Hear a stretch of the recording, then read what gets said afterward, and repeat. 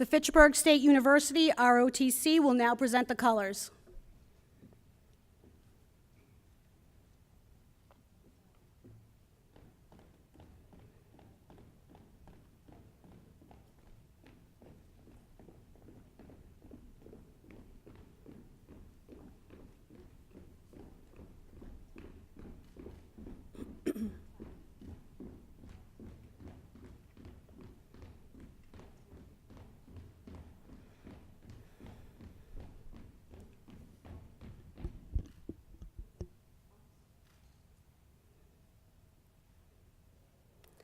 Please join 2018 Fitchburg State University graduate, Miss Amani Veras, in the singing of the national anthem.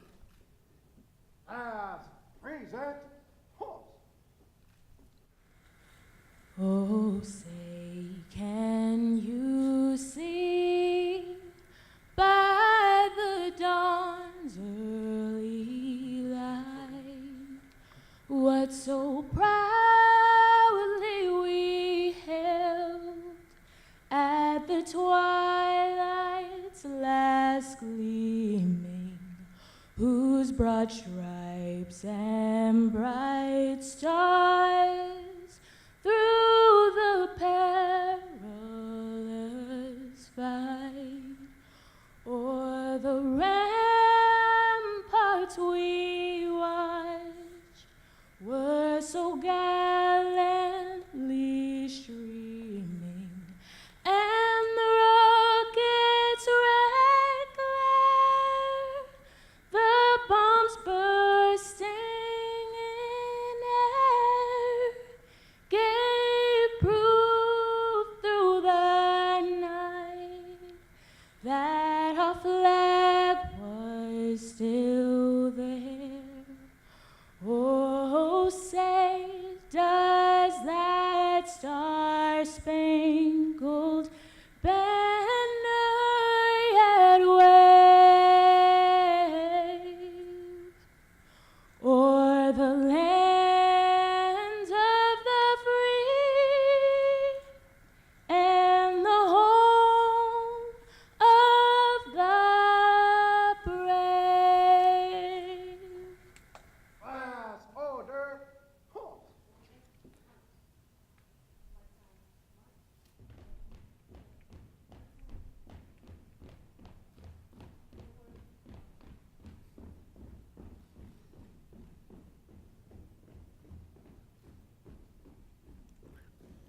Thank you, Ms. Veras.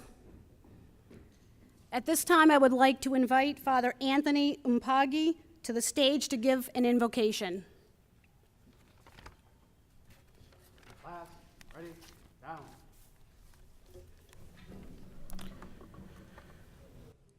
We thank you, Almighty Father, for bringing everyone together for this event. We thank you in a special way for this class of eager law enforcement professionals who have answered your call to do justice, to love mercy, to walk humbly in your presence. You, Lord, teach man to pursue peace, righteousness, and justice, to make a world a better place. These men and women are now to join those who wear a badge of goodness and truth. Be their guide this day and always. Give them faith, give them strength, give them stamina and compassion to do their job to enforce the laws of our society with honor and dedication. May they enjoy peace and harmony they seek to bring to the world with their family and friends and those who have helped them in this journey. We ask all these needs and prayers humbly through Christ our Lord, who lives and reigns forever. Amen. Ready, up. Thank you, Father Anthony. Please be seated. Last, ready, two. Down, ready, two. Thank you. It is now my honor to introduce to you our distinguished guests who are seated up here on stage. Assembled on stage to your left is Dr. Richard Lapidus, President of Fitchburg State University. Dr. Alberto Carday, Provost and Vice President of Academic Affairs. Daniel Zivkovich, Executive Director of the Municipal Police Training Committee. Mary Lou Powers, Director of Training for the Municipal Police Training Committee. Behind them is Chief Michael Cloutier of Fitchburg State University Police Department, Dr. Franca Baricelli, Dean of Arts and Sciences. On stage to your right, seated in the front row, it is my pleasure to introduce our Academy staff instructors who have worked each day with the class. All of them work full-time as supervisors in various police departments in the Commonwealth, but they also work part-time with us at the Academy. In my capacity as Academy Director, one of my primary responsibilities is to assemble a cadre of staff instructors to oversee the day-to-day operation of the class. I am fortunate to have staff instructors who are dedicated to the mission of training new police officers. I would like to take this opportunity to recognize them for their time, their motivation, their leadership, and I'd like to truly thank them for their commitment to Fitchburg State University. They are professional role models and mentors, and they are critical to the success of our student officers and to our program. Seated in the first seat is our lead staff instructor, Lieutenant James West of the Franklin Police Department, Sergeant Richard Gilchrist of the Berlin Police Department, Sergeant Scott Van Ralton of the Hopkinton Police Department, and Sergeant William Duggan of the Maynard Police Department.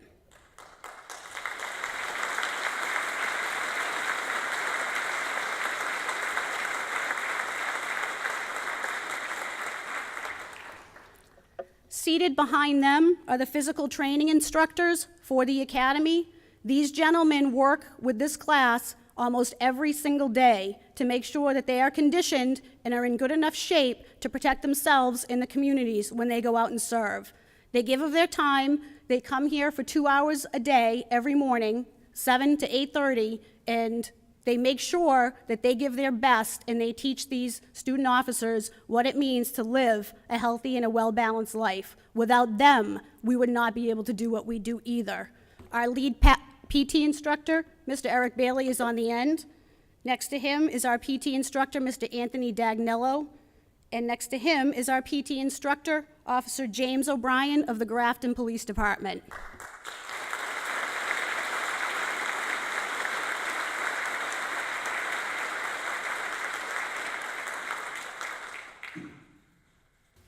It is now my pleasure to introduce you to the president of Fitchburg State University, Dr. Richard Lapidus, who will be offering some opening remarks. Thank you, President.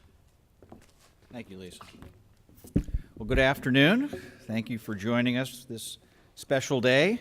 There are quite a number of parents, family members, friends, proud, I'm sure. Thank you for coming, and welcome to Fitchburg State. I'd also like to recognize a number of other individuals that are here today. Representative Stephen Hay is with us. I saw Stephen. You got moved back there. Okay. Mayor Di Natale from Fitchburg. Mayor Mazzarella is back there. Thank you for coming. We have a number of city councilors, Councilor Squalia, Zarella, Walsh, Fleming. Thank you for being here. A number of trustees from my board, Lynn Barrio, Deb Phillips, David Tiernan, Anna Clemente, thank you for being here as well. From Fitchburg, Chief Martineau is here. Chief, thank you for being here. Also, Chief DeMora, who was a big part of starting this program, is here. And I'd also like to thank the other police officers from the surrounding cities for all that you do every day and for being here to support our graduates. As Lisa mentioned, this is the first graduating class to complete our 4+1 program. So these graduates today are leaving here with an undergraduate degree, graduate degree, and police academy credentials. So that's pretty impressive. They are the first class, and they really should be proud of their accomplishments. They signed up not quite knowing, I think, what they were getting themselves into. Perhaps we didn't either. But they hung in there through some ebbs and flows. They were certainly resilient. Our Our university motto is persistence, and I think that they certainly persisted, and I think that speaks very well for their character. This is a unique program. It is a one-of-a-kind program nationally, and it is my hope now that we have gone through the first cohort that those that have been involved in the educational process have taken some lessons from that, and that it perhaps can be used to shape the way policing moving forward with regard to education and training is conducted. And I look forward to the next iteration of that. The instructors for this program have indicated that this class performed exceedingly well, both academically and with regard to their tactical training. They've commented that they're as good, if not better in some cases, than recruits that have gone through more traditional training academies, so we're proud of that as well. We certainly hope that all of our graduates will stay connected to the university, that will come back, they will share their experiences with the future classes, and continue to help this program grow and evolve over time. I can tell you that a number of these graduates are already employed with police forces locally. Others are actively involved in the search process, and we're confident that very soon they will all be placed and do extraordinarily well in their field training as they begin their policing careers. So again, I'd like to congratulate each and every one of you for being part of this experience and wish you the very best moving forward, and of course hope that you're safe out there. Thank you.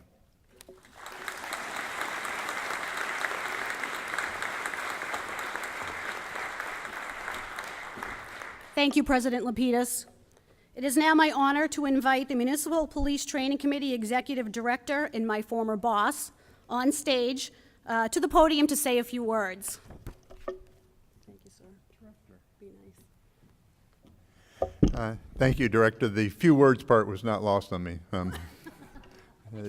Yeah, you tried, and that everybody's going to remind you of that later, and remind me of that as well. But good evening, ladies and gentlemen. On behalf of Governor Baker, Secretary Bennett of the Executive Office of Public Safety and Security, and the Municipal Police Training Committee, welcome, and thank you for being here to help us celebrate the successes, achievements, and accomplishments of these fine men and women. In case you're wondering why I get to be here, by statute, all of the training in the Commonwealth of Massachusetts that impacts municipal police officers, University of Massachusetts police officers, and environmental police officers must follow the training requirements of the Municipal Police Training Committee. And since these men and women are aspiring to positions, either as municipal officers or campus police officers, that causes this program to fall under our jurisdiction and gives us the opportunity to partner with Fitchburg State University in this program.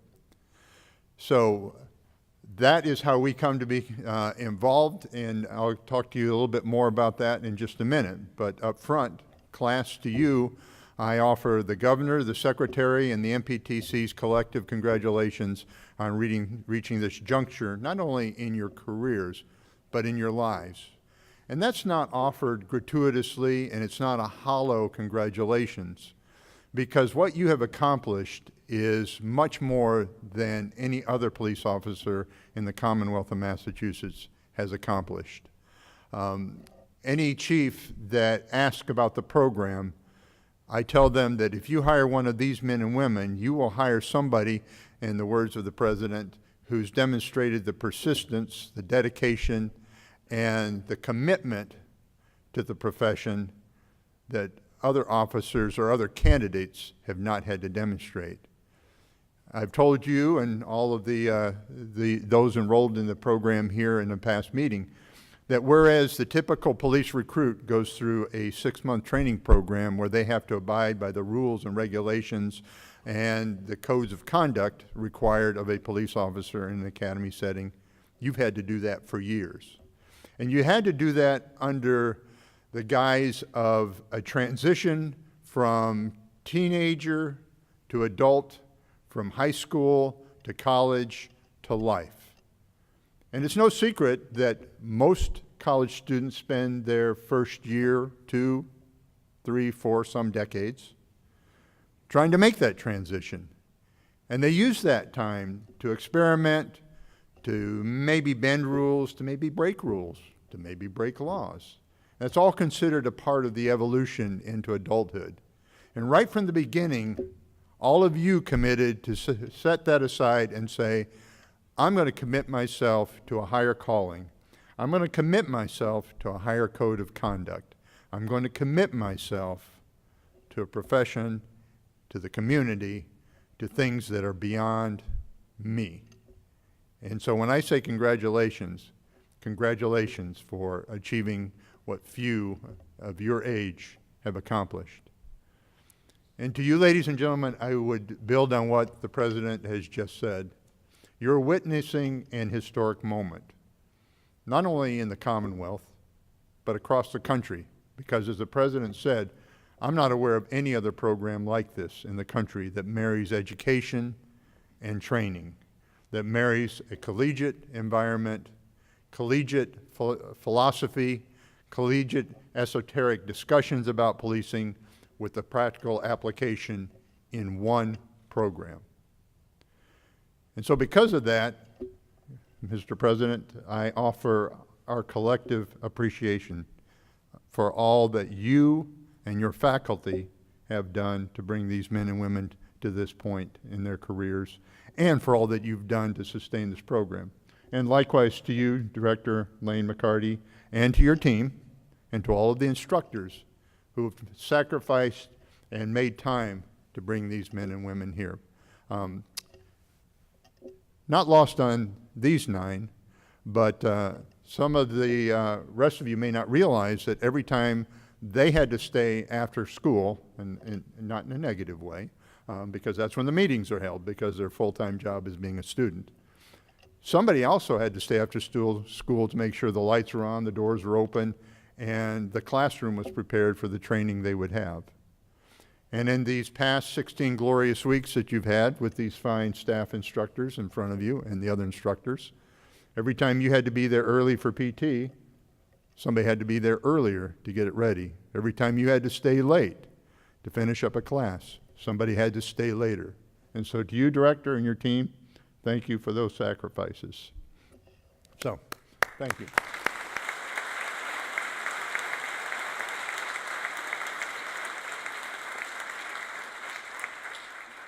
Because this is an historic moment, I feel compelled, and I think it's appropriate to spend a little more time giving our appreciation to you, President Lapidus, and your team and your faculty.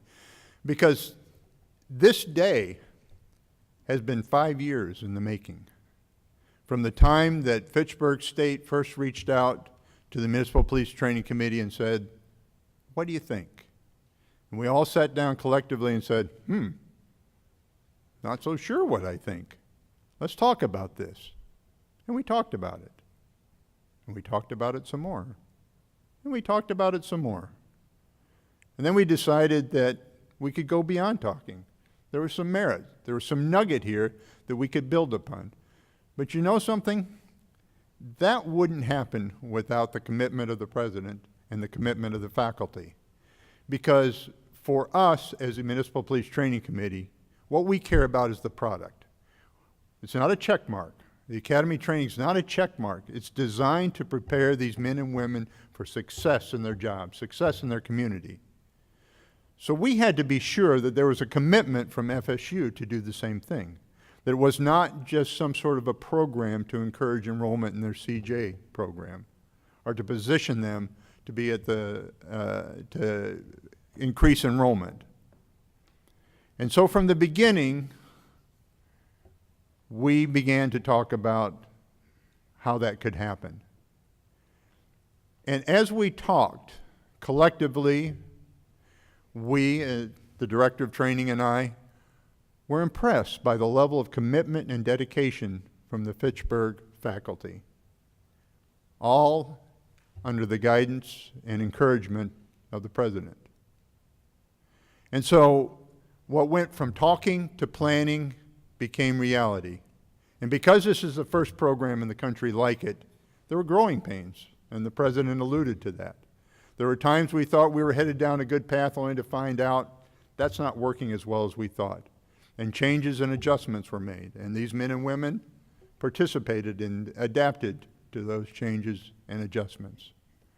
And this is not a money-making deal. If you do the math, you have 9 students graduating here, and you look at their tuition, and you look at the commitment that the university has made.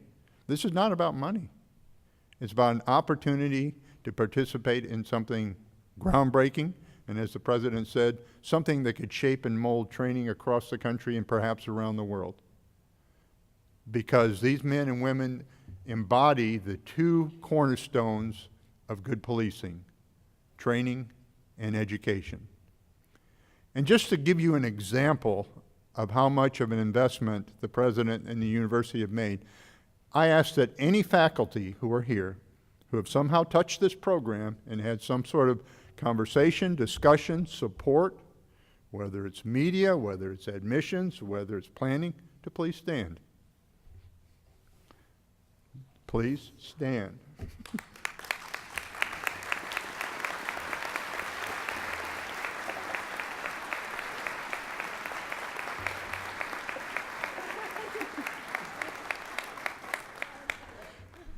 You look at the caliber of these men and women who are just standing: doctors, professors, faculty, staff.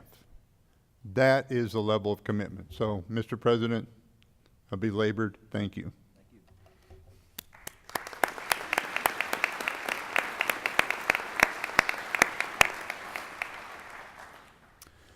Class, at the risk of not sticking to the director's admonition of a few words, I'm going to offer a few more, because I would be remiss if I didn't offer you some parting comments based on my 36 years in the profession as a trooper, as an academy director, as a chief of police, and now as the executive director of the Municipal Police Training Committee.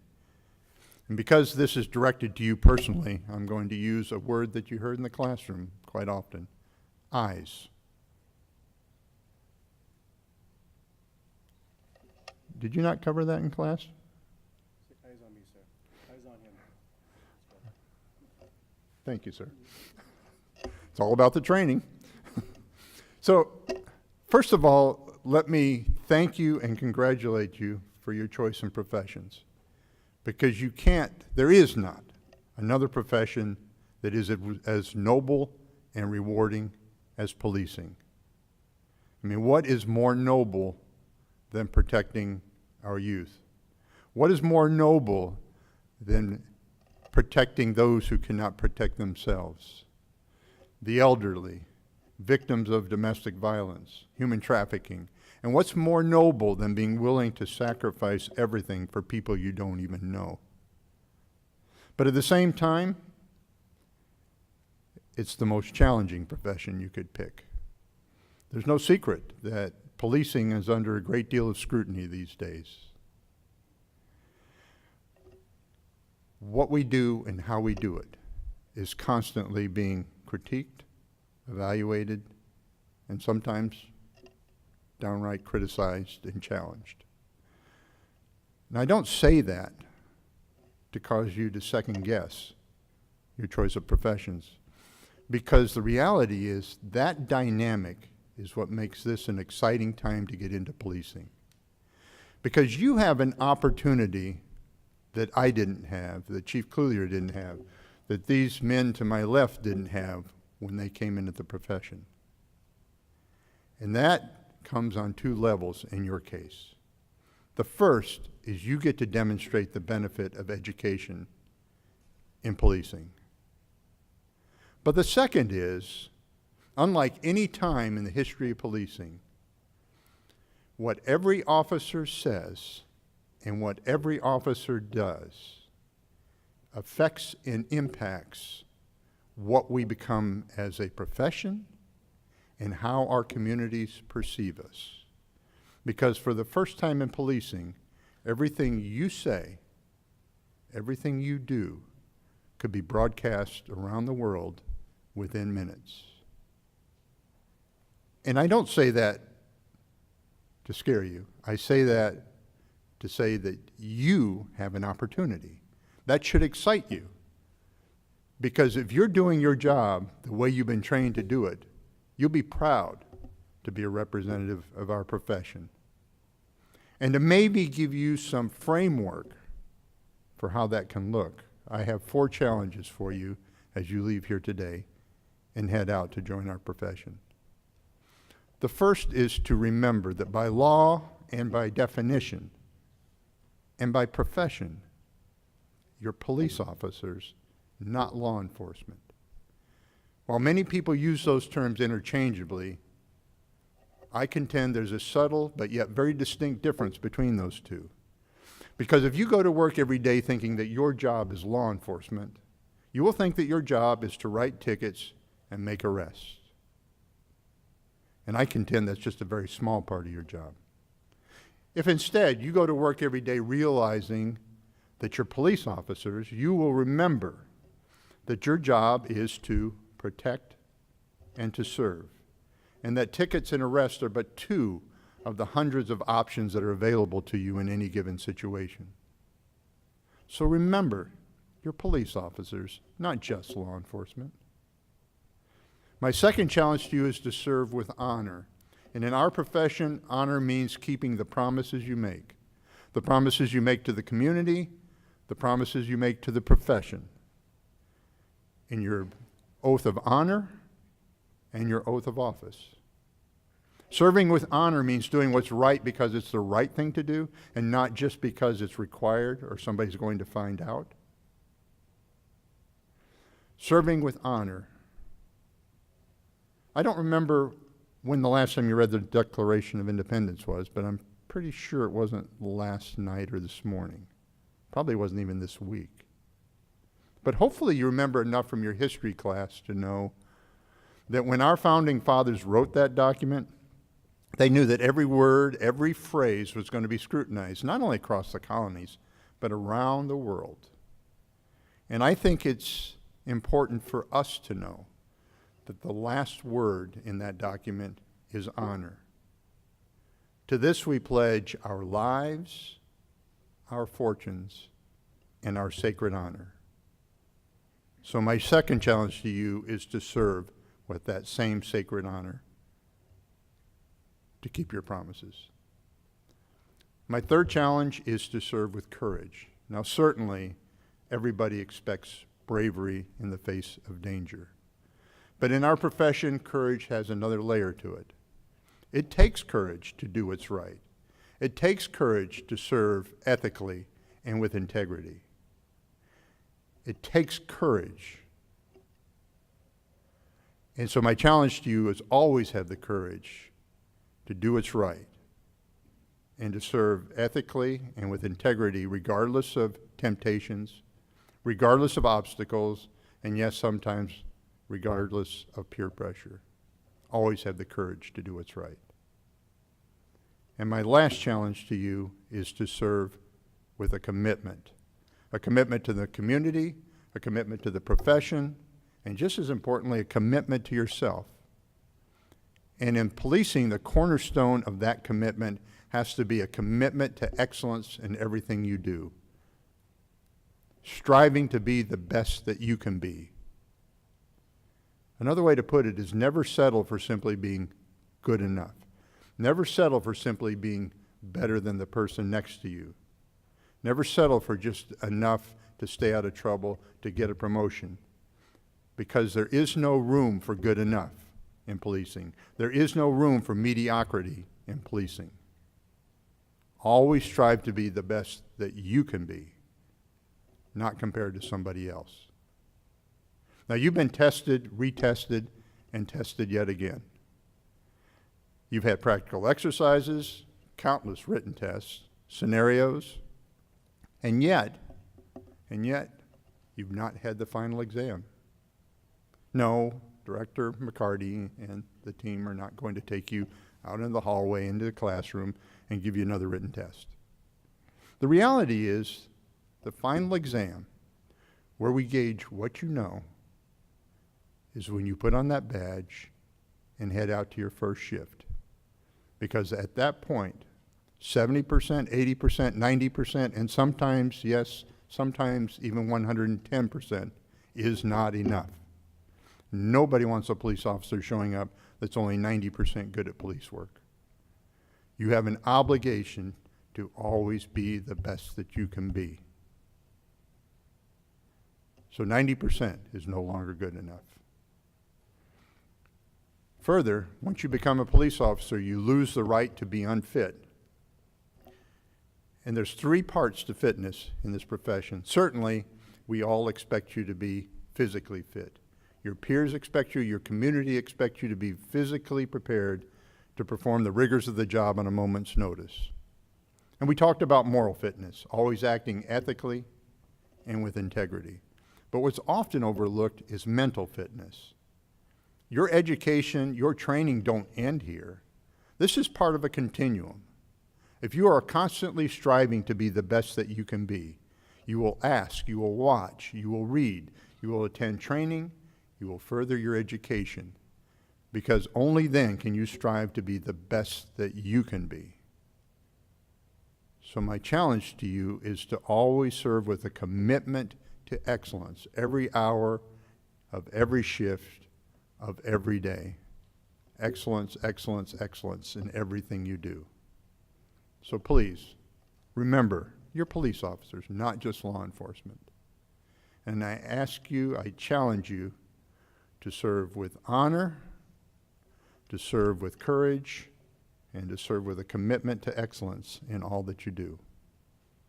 Congratulations and Godspeed.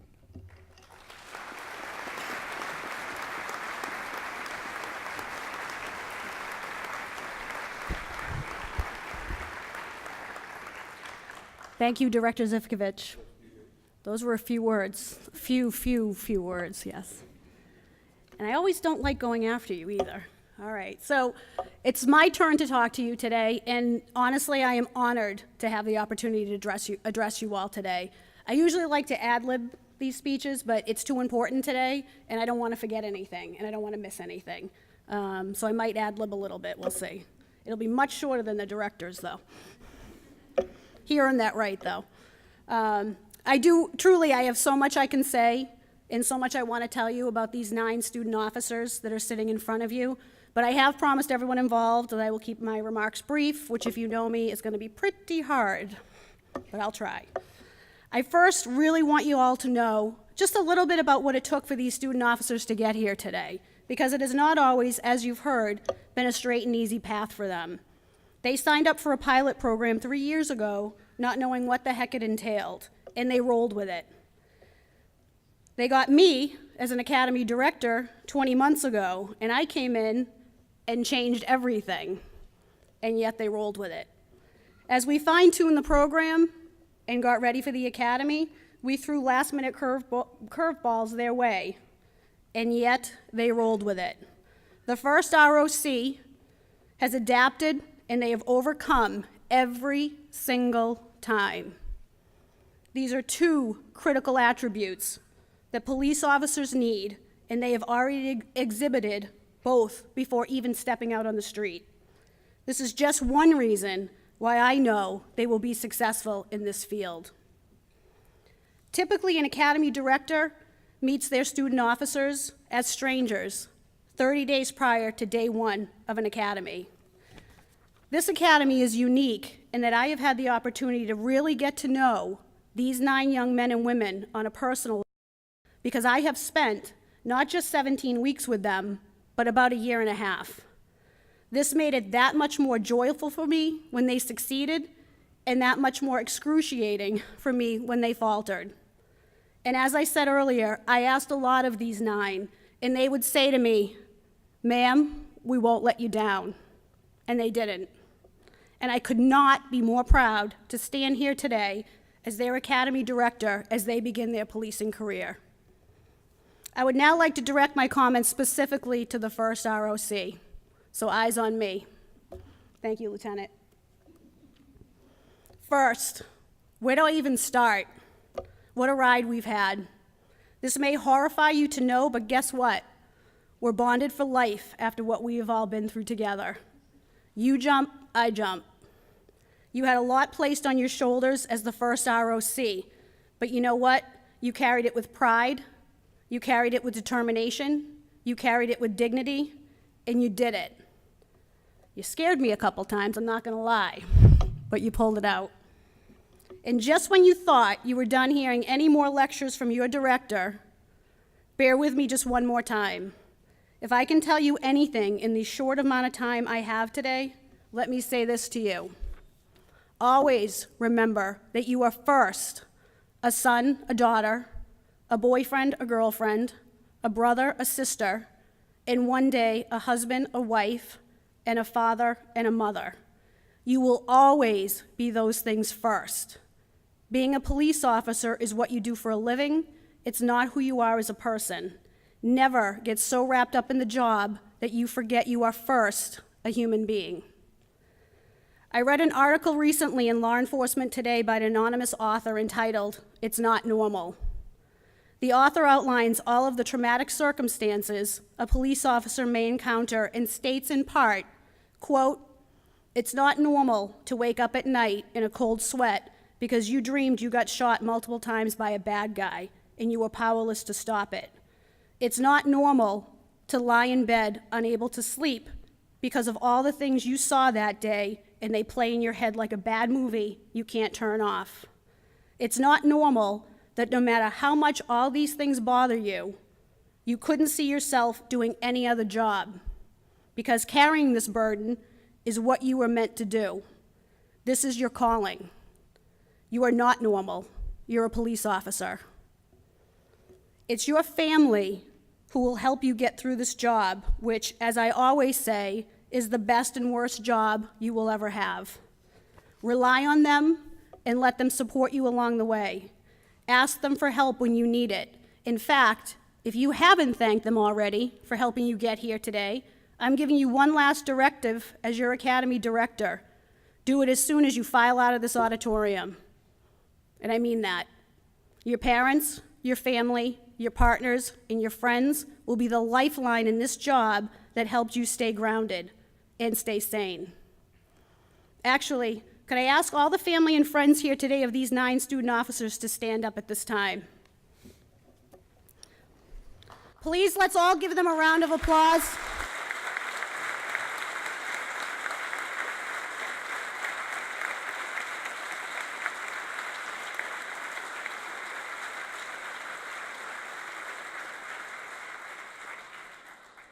Guess what, family and friends? You earned it too. Thank you. First ROC, always make sure that you go out there and you serve with honor, integrity, and pride. You've already heard that today, and you will hear it multiple more times in this career. As the Greek Stoic philosopher Epictetus said, quote, "If evil be spoken of you, and it be true, correct yourself. If it be a lie, laugh at it. Be a force for good, be an agent for change. You will see the very best in people and the very worst in people. This job will challenge you, but don't let it break you." I quoted Epictetus to hopefully impress my academic colleagues in here. Is Professor Gromitstein here? She's going to, yes.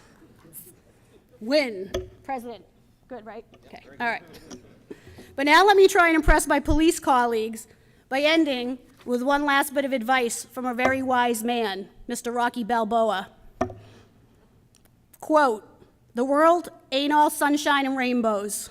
You, me, or nobody is gonna hit as hard as life. But it ain't about how hard you hit. It's about how hard you can hit and keep moving forward. How much you can take and keep moving forward.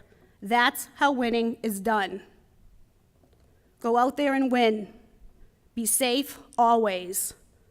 Congratulations and best of luck to you all."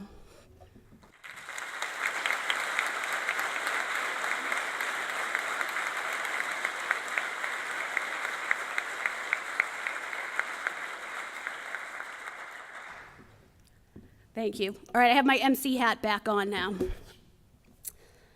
Next up, you're going to hear from our lead staff instructor, Lieutenant Jim West. But before I invite Lieutenant West up, I would like to take a minute to offer him my sincerest gratitude for all his help and guidance with this first Academy class here at Fitchburg State University. Lieutenant West is a seasoned and well-respected staff instructor, having worked with hundreds of student officers in over 10 recruit officer courses over the years. He was instrumental in the planning and the ultimate success of this first ROC. The student officers were so fortunate to have his leadership and his expertise, and to learn from one of the very best in the field. I could not have pulled this off without you, Lieutenant West. Thank you so very much.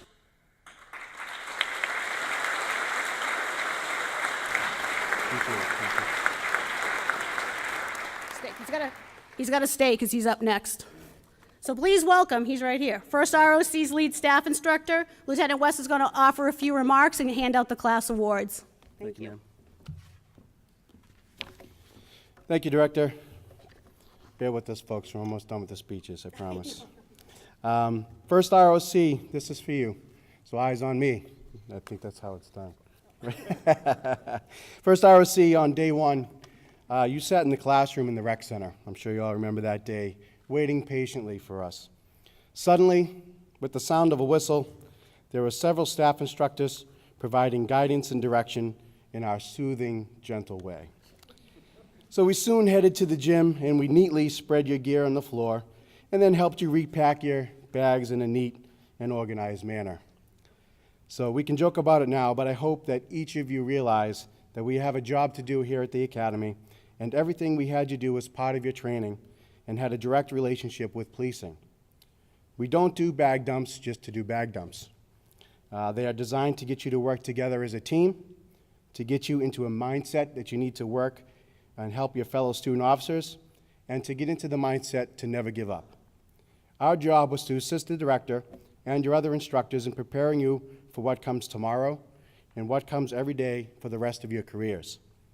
We did everything in our power to instill the honor, discipline, and integrity needed to succeed in this profession.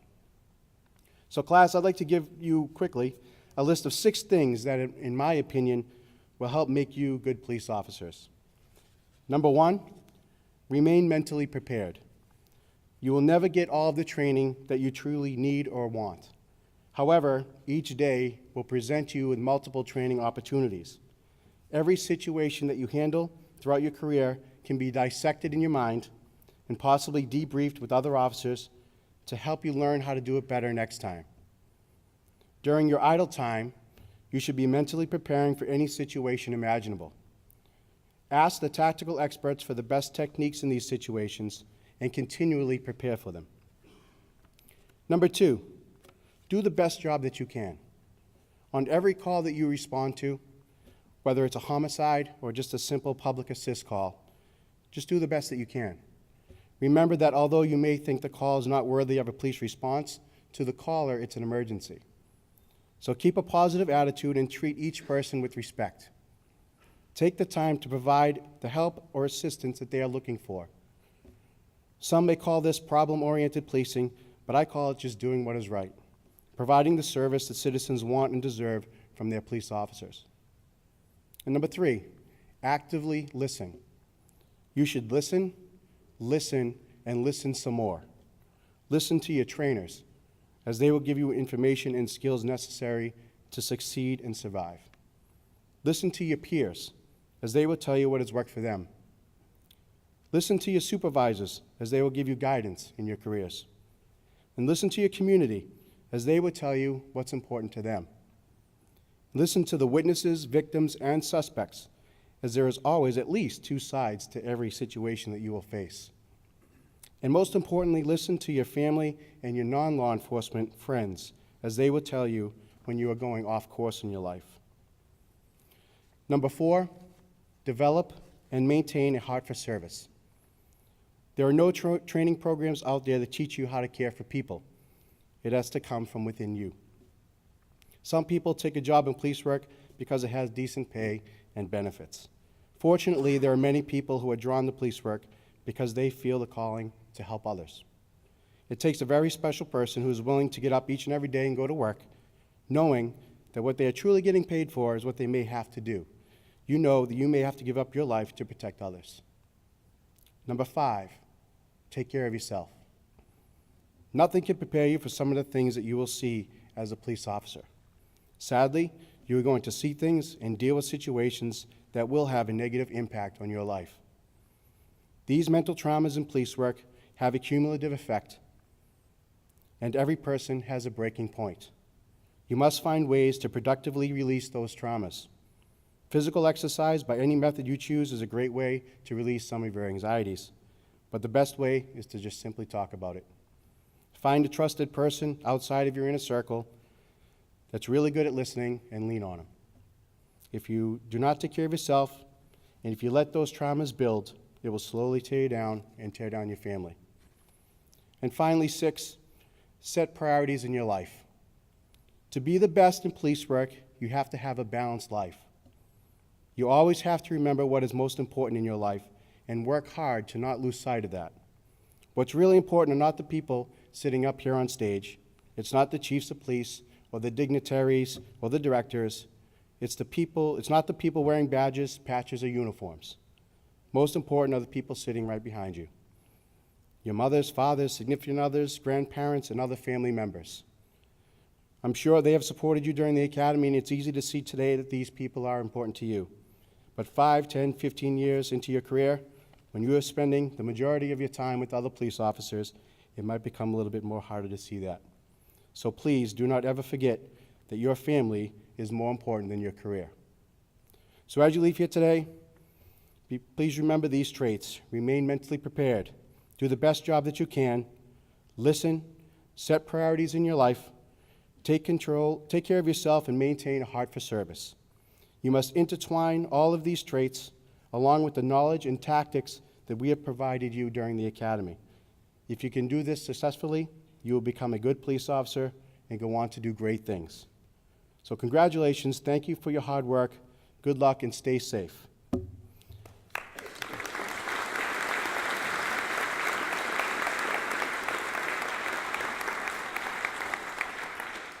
Thank you. Now on to the awards. So before I present the awards, I would just like to congratulate all of the student officers for their efforts. Although we can only issue these 4 awards, you all should be recognized for your hard work and dedication. I'd like to ask Mr. Bailey, please come up. The first 2 awards are physical training awards. Physical training was done every morning at the academy. PT included runs, strength, and circuit training. At certain points of the academy, the PT staff conducted assessments in areas such as a 1.5 mile run, push-ups, sit-ups, 300-meter sprint, and an agility run. The PT Achievement Award. This award goes to the student officer with the best overall score. To give you an idea, this winning officer ran the 1.5 miles in 9 minutes and 32 seconds, did 43 sit-ups and 67 push-ups in 1 minute. The PT Achievement Award is presented to Officer Nicole Patterson.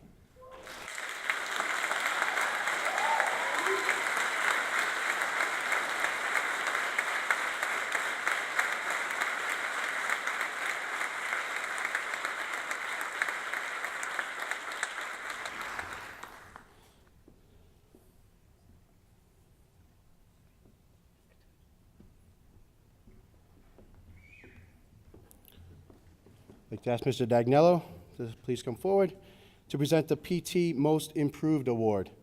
An evaluation was done at the beginning, in the middle, and at the end of the academy. This award goes to the student officer who had the most improved PT score at the end of the academy. This officer improved his PT score by 45.6%. The PT Most Improved Award is presented to Officer Nicholas McLaughlin.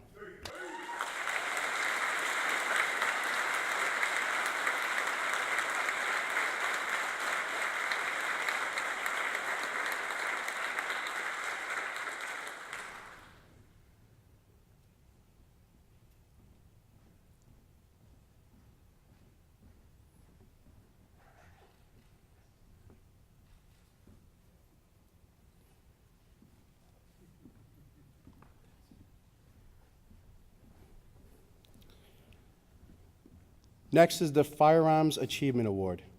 The class had a full week of firearms training on the range, as well as a day of weapon safety prior to going out to the range. During our firearms training, the class had to qualify with their firearms multiple times.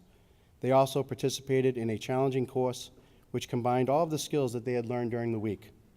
This course was timed and penalty time was added for each miss.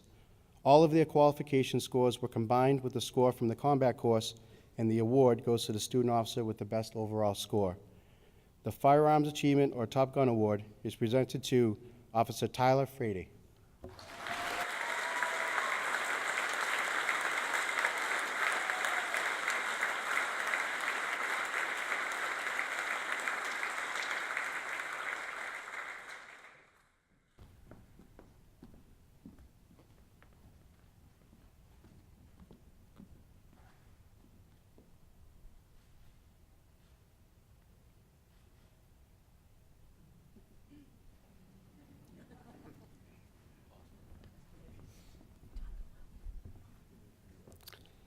And the final award is the EVOC Award. EVOC is an acronym for the Emergency Vehicle Operator Course. The course is a week long and very challenging. Some of the courses include precision, backup, brake and turn, pursuit, and cornering. This award goes to the student officer who had the best combined score on all of the EVOC courses. The EVOC Achievement Award is presented to Officer Ryan Richard.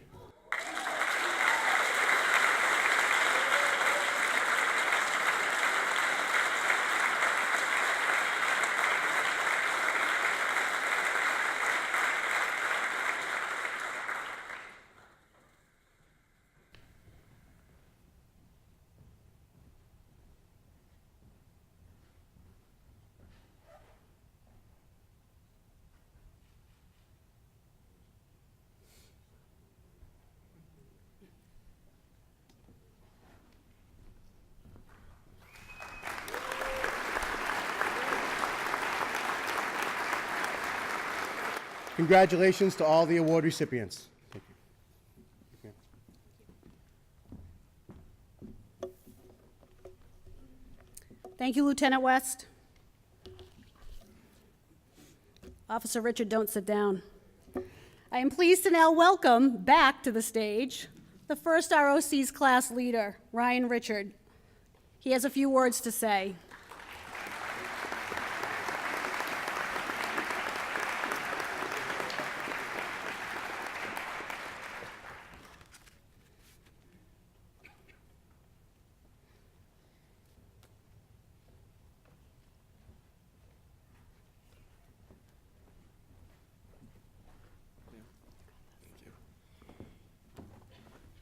Good afternoon.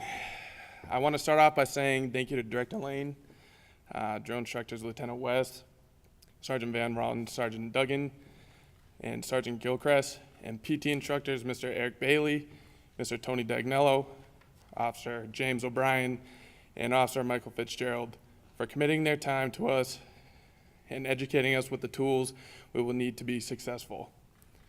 I also want to thank Fitchburg State University for believing in this program and allowing it to happen.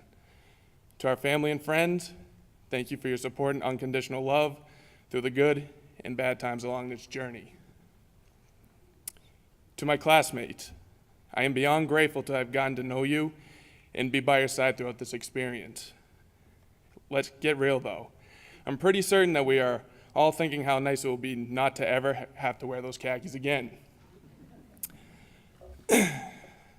Una stamus, which translates to, we stand as one. Today, the first ROC stand in front of you as 9 individuals, bonded by the same goal.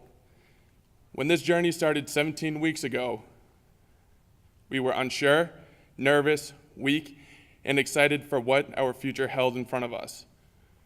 From our first encounters with the drill instructors with the whistles, running back and forth to the discipline, integrity, and honor signs, we knew this was going to be a great but difficult task at hand. We learned how to pack our duffel bags with time to spare after about 10 times, but we finally did it. We learned that railroad tracks on our uniform were only for trains and not to be on our tire. As a class, we have experienced blood, lots of sweat, tears, and the occasional arm that came out of place. We learned that we are not 9 individuals anymore, but we are a team. Teamwork is essential in this profession because you are as strong as your weakest link. This leads to the saying, no one gets left behind. Our instructors have molded us to be who we are today, police officers and mostly graduates. This class has experienced a lot together, from learning how to eat in silence, how to get from point A to point B on the correct side of the hallways on time, and how to organize and know where your equipment is at all times, knowing your physical limitations, and all the practical sessions that educated us on being police officers. We cannot forget our best friend though, our water bottle. We had to know where that thing was at all times, and if you didn't, boy, you were going on a hike. One of the most important lessons that we learned in this academy was to know your surroundings at all times and who you were dealing with. We had the honor in attending Sergeant Michael Chesna's funeral, an aspect that most recruits will never experience. It was an honor in the most respectful way possible to have been a part of this experience and see how a hero had fallen in the ultimate sacrifice in this profession. I know my classmates and myself will always carry this memory for the rest of our lives. I want to leave my classmates with these final words. I would walk into any situation with you not knowing the outcome. We are family born, not from bloodline, but bonded in life by a blue one. Thank you for the experience, the laughter, the anger, and the love we have all had throughout the 17 weeks.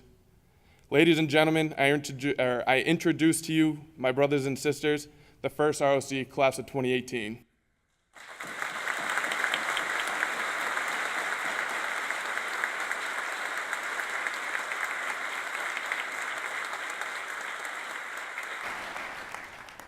At this time, I would like to ask President Lapidus and Director Lane McCarty to join me in the presentation of our class plaque.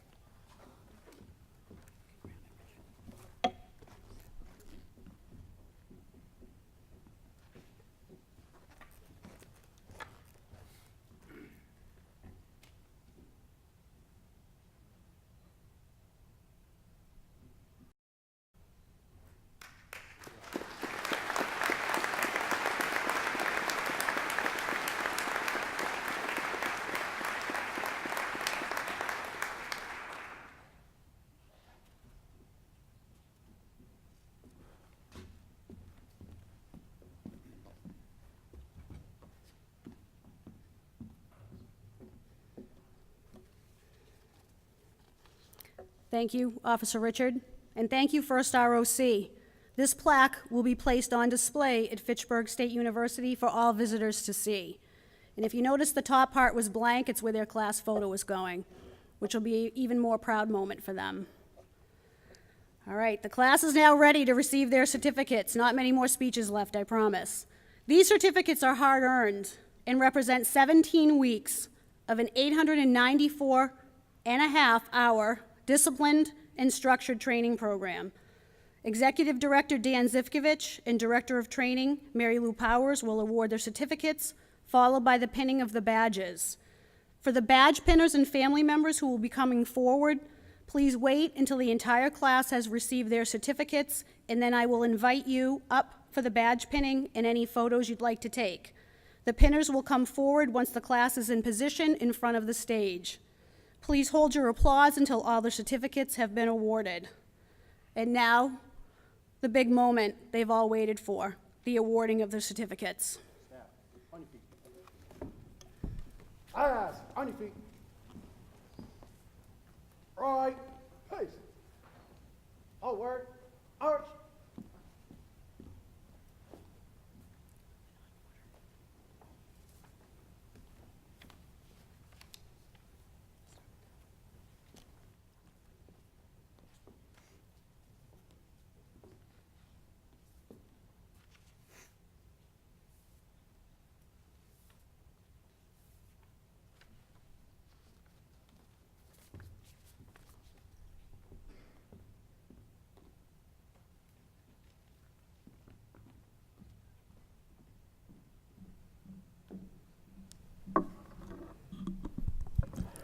First squad leader, Tyler Fratty.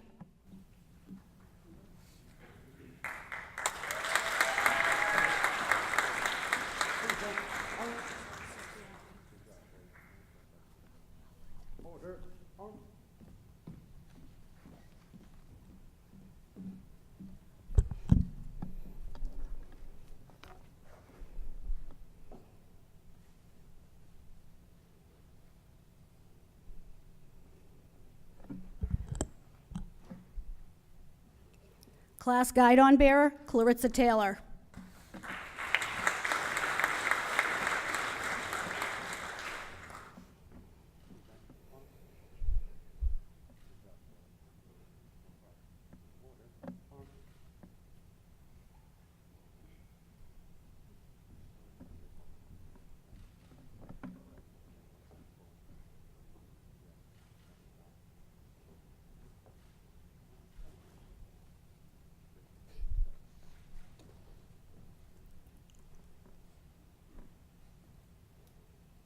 Jamie Parker.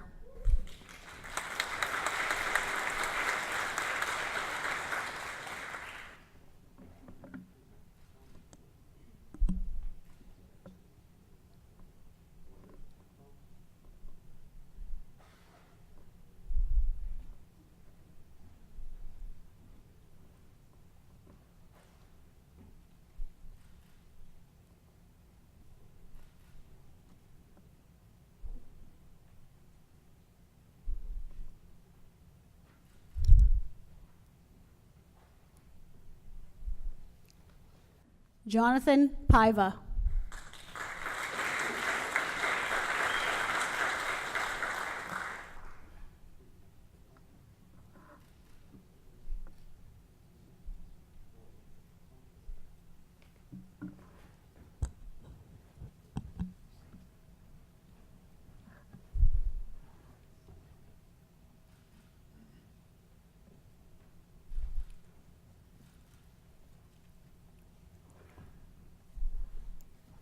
Morgan Steele.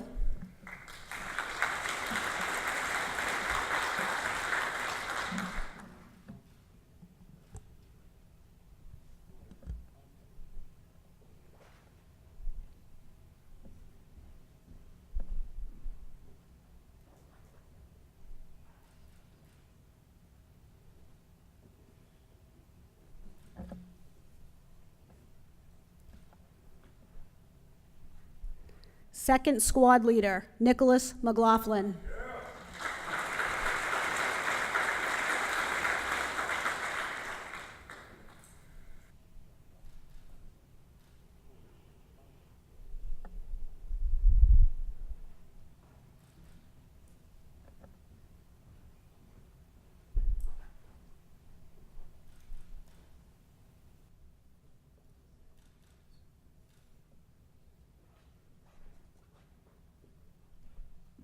John Francis.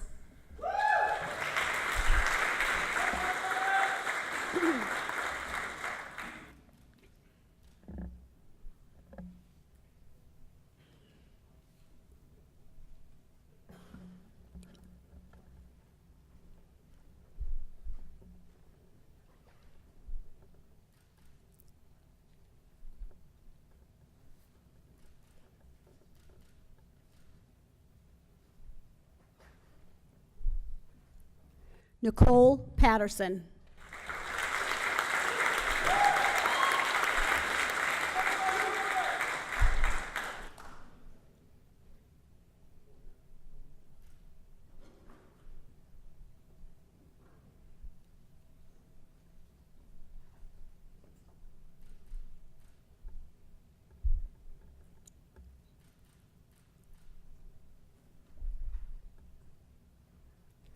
Class Leader, Ryan Richard.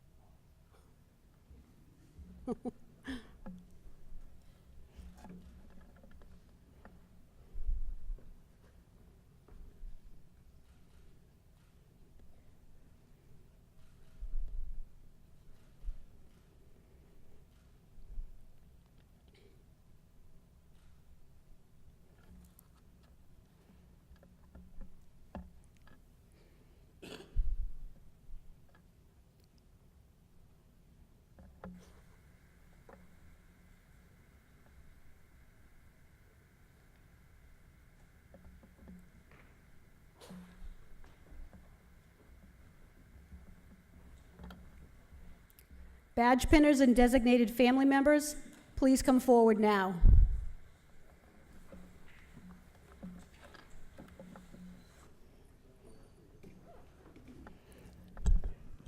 Officer Tyler Fratty is being pinned by his girlfriend, Serena Torres, and his sister, Zoe Fratty. Officer Clarissa Taylor is being pinned by her mother, Iris Rebo, and her best friends, Jessica Miranda and Ella Romano. Officer Jamie Parker is being pinned by her father, Stanley Parker. Officer Jonathan Paiva is being pinned by his mother, Maria Paiva, and his father, Robert Paiva. Officer Morgan Steele is being pinned by her father, Raymond Steele, and her sister, Jennifer Steele. Officer Nicholas McLaughlin is being pinned by his mother, Nancy Robillard, and his sister, Kelly McLaughlin. Officer John Francis is being pinned by his grandmother, Karen Francis, and his grandfather, Alan Francis. Officer Nicole Patterson is being pinned by her father, Deputy Chief Jeffrey Patterson of the Littleton Police Department, and her mother, Susan Patterson. Officer Ryan Richard is being pinned by his father, Mark Richard, and his brother, DJ Richard.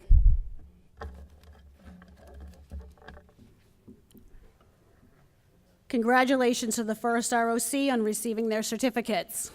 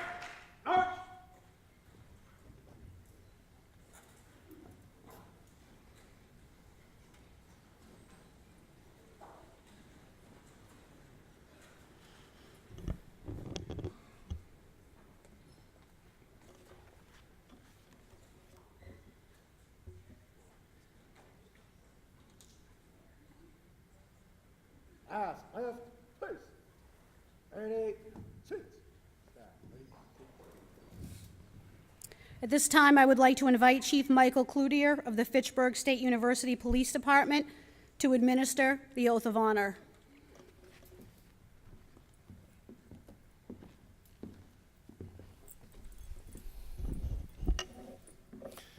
And now, as a statement of your affirmation to uphold the high standards required of law enforcement, I ask you to take the law enforcement oath of honor.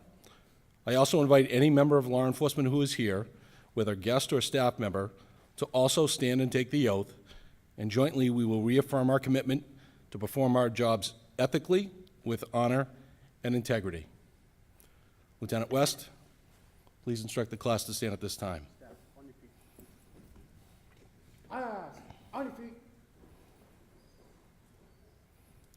Please raise your right hand and repeat after me. On my honor, I will never betray my badge, my integrity, my character, nor the public trust.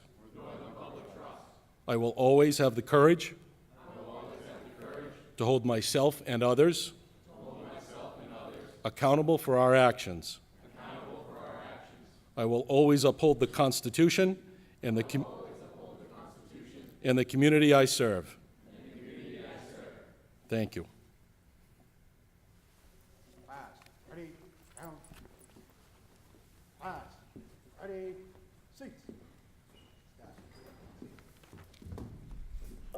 Thank you, Chief Cloutier. It's the tradition of the Academy to transfer the yeah, it's almost done. Hang in there. Let me start that again. It's the tradition of the Academy to transfer the class guidon to Academy staff, and we will continue that tradition by asking the class guidon bearer, Clarissa Taylor, to come forward and present the guidon to the Academy staff.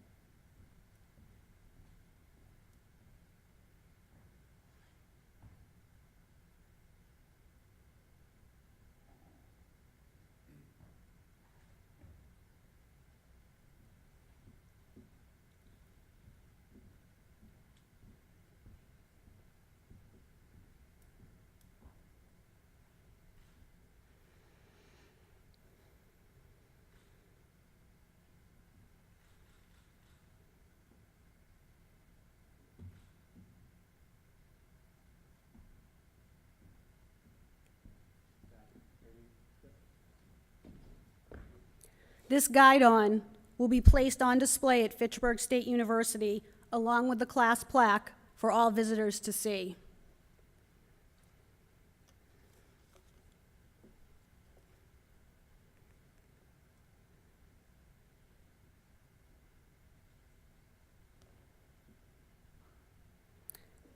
At this time, I would like to ask Lieutenant West to dismiss the class for the last time.